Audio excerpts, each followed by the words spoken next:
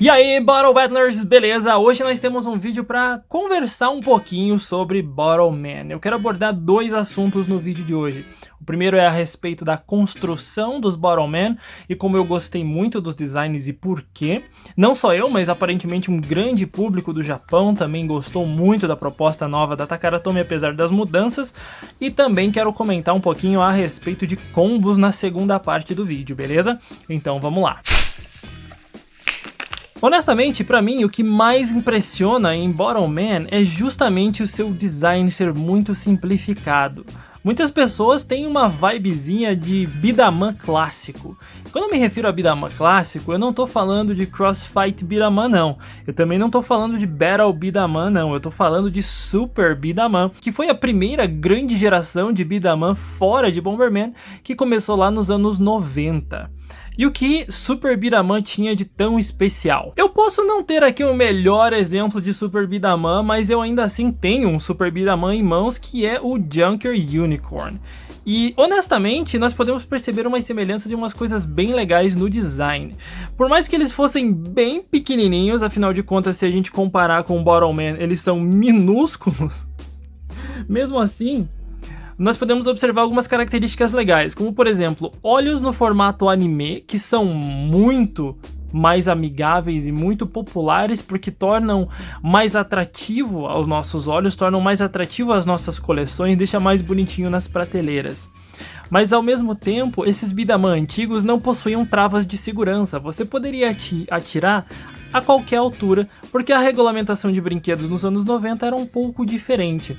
Então, o que mais importava no Super Beat'em Up era um tiro super forte, ao mesmo tempo que possuía designs muito amigáveis mesmo. Eles eram muito bonitinhos apesar do seu tamanho. Mas em termos de carisma mesmo, o que pegou muita gente foi Battle Beat'em Up. Battle Beat'em Up foi uma série muito boa porque tinha vários beat'em ups incrivelmente bonitos, carismáticos demais. Se você observar o Cobalt Saber, por exemplo, é um beat'em up assim, incrivelmente bonitinho. Eles ainda possuíam olhos de anime, por mais que o exemplo que eu tenho aqui não seja dos melhores, porque afinal de contas ele tem um elmo que protege ele. Mesmo assim, eles eram extremamente carismáticos, mas eles tinham um problema muito grave na construção. Os pezinhos deles ficavam soltos demais. Os bracinhos também ficavam soltos demais e isso dificultava muito para atirar com eles, porque afinal de contas, se você não tem estabilidade, se você tem peças que ficam frouxas ou soltas ou são maleáveis, é complicado para manter um tiro certeiro, é complicado para você ter mais precisão na hora de você atingir os seus alvos. Então, por mais que Battle Beat'em Up tenha sido uma série muito legal, seja muito simbólica para muitas pessoas, ainda assim é uma série que tem muitos defeitos. Havia muita quebra e havia muitos problemas de design nesses termos de peças móveis, que sim, os designs eram muito bonitos, sim, tinha mecânicas muito legais, mas ao mesmo tempo eles tinham várias falhas justamente pelas partes móveis. Então foi um grande erro. Infelizmente a Takara Tomy e felizmente a Takara corrigiu isso em versões futuras. Infelizmente eu não tenho nenhum beat'em up da série Crash Beat'em Up que eles pareciam muito com armas, com pistolas, enfim, eles obviamente não seriam comercializados no ocidente justamente por essa semelhança com armas, mas os designs não eram muito bonitos, então a gente só deixa de lado, tá? E depois nós tivemos o Crossfight Beat'em Up, que foi a série que ficou muito conhecida, principalmente recentemente no Brasil, mas ela tá aí já há muitos anos, é de 2012, 2013, então ela tá bem velhinha já. Porém, mesmo que os designs de Crossfight Beat'em Up sejam um pouco bagunçados, na opinião de muita gente, não sou só eu falando, é o público japonês em geral falando a respeito disso, os designs de Crossfight Beat'em Up não agradaram mesmo, porque eram designs muito confusos, muito estranhos, muito diferentes.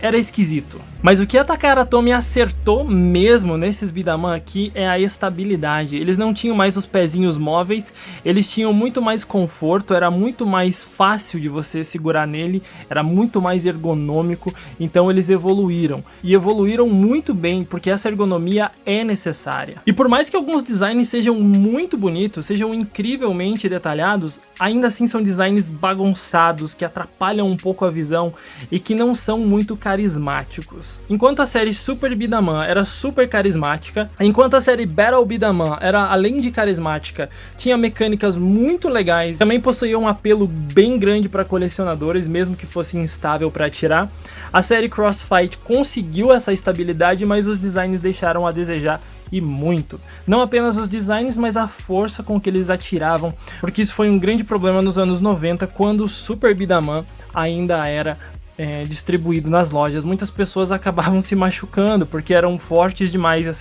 esses tiros. Com o tempo a Takara foi aliviando, quando chegou em Crossfight simplesmente era fraco demais, e a maior crítica em cima de Crossfight Beat'em era realmente que eles atiravam muito, muito fraco. E aí veio Bottle Man. E eu posso falar pra vocês que Bottle Man é um exemplo de design. Não só em design, mas em mecânicas e em tudo mais. Parece que a Takara Tomy aprendeu e muito durante todos esses anos. O que Bottle Man tem de tão especial é o carisma dos Super Beat'em, as mecânicas e grande parte do carisma também de Battle Beat'em, e o acerto da estabilidade dos Crossfight Beat'em. Então a Takara pegou tudo aquilo que fazia sentido, tudo aquilo que as pessoas realmente gostavam e implementou na sua nova franquia. E não apenas isso, não apenas implementou carisma, não apenas implementou mecânicas e estabilidade, como também corrigiu o grande problema de tiros fracos que Crossfight Beat'em sofria tanto e que era tão criticado pelos japoneses.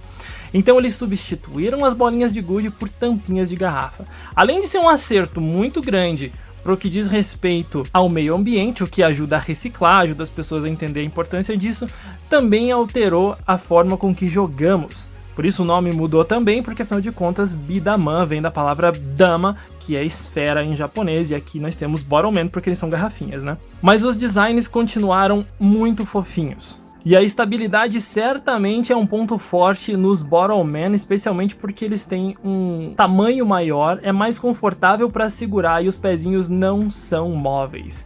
Então se a Takara Tomy acertou alguma coisa, foi nos designs de Bottle Man, que foram um grande acerto e ao mesmo tempo juntou tudo que os fãs mais queriam. E é por isso que Bottle Man é tão querido no Japão. É por isso que Bottle Man é uma coisa tão popular e que vendeu tão rápido no seu mês de estreia. Mas o que torna Beat'em e Bottle Man um jogo tão legal e tão interessante não é apenas o design, não é apenas a estabilidade, não é apenas você atingir os alvos.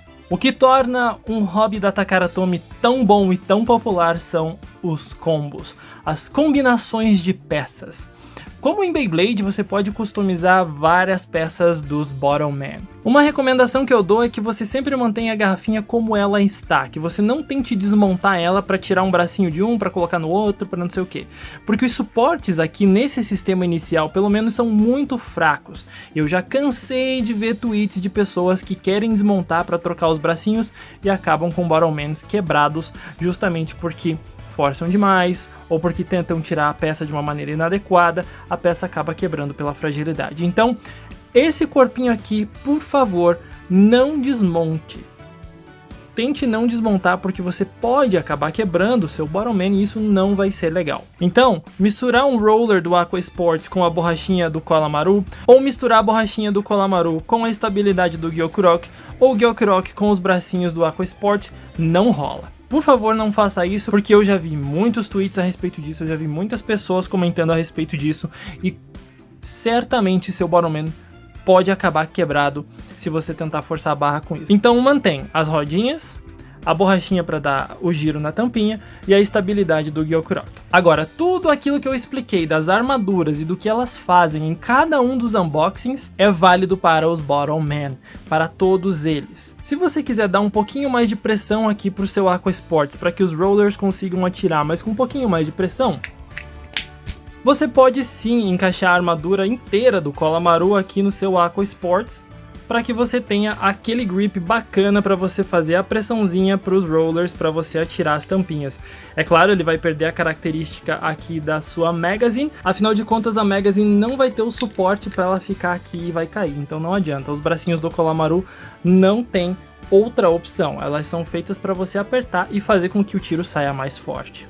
E caso você queira um pouco mais de precisão nesse combo, você pode usar a mira do elmo do Gyoku-Rock Então você consegue ter aqui a sua mira prontinha para você segurar, mirar e atirar. Combos são permitidos de qualquer maneira, contanto que você mantenha o corpinho inicial do Bottom Man. Agora, um dos combos mais recomendados que eu vi por várias pessoas Twitter afora foi o seguinte: pegamos o corpo do Gyokuro pela sua estabilidade no tiro, pegamos o seu elmo para que nós tenhamos a mira, pegamos os bracinhos do Aqua Sports para a gente conseguir encaixar a Magazine, e também os pezinhos do Aqua Sports para que ele tenha um suporte extra aqui atrás para a Magazine. Esse daqui é um dos combos mais recomendados porque ele é realmente muito forte. Ele não vai ter o roller aqui para a tampinha sair mais rápido, mas ele vai ter mais pressão, justamente porque você consegue segurar aqui os bracinhos. Ele não faz aquele movimento quando você lança a tampinha, ele não vai abrir tanto aqui no centro,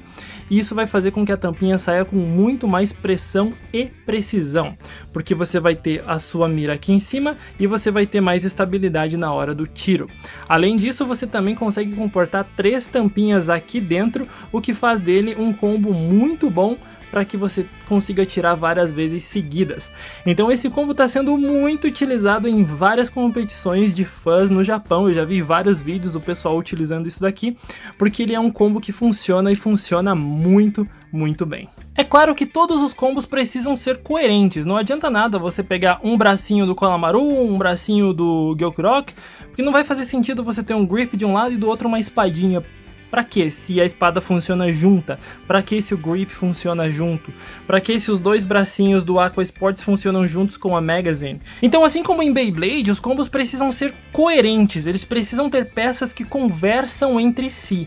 Não adianta absolutamente nada você misturar peças aleatoriamente, porque você não vai conseguir um bom desempenho assim. Você tem sempre que pensar no desempenho. Então, Bidaman antigamente e agora Bottom Man são hobbies muito interessantes para experimentarmos com combos coerentes. E isso torna qualquer hobby da Takara Tomy, qualquer hobby de batalha da Takara Tomy, algo especial, porque você consegue customizar, porque você consegue trazer um desempenho diferente a cada customização que você fizer. E quanto mais produtos você tiver, mais customizações você consegue fazer. E eu acho isso absolutamente incrível.